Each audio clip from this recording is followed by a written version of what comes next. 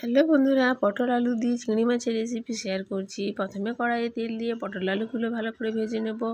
ভেজে নেওয়ার পর চিংড়ি মাছগুলোও আবার ভালো করে ভেজে নেব। তো বন্ধুরা দেখো, পটল আলুগুলো ভাজতে বসিয়ে দিয়েছি, ঢাকা দিয়ে কিছুক্ষণ ভালো করে ভেজে নেব।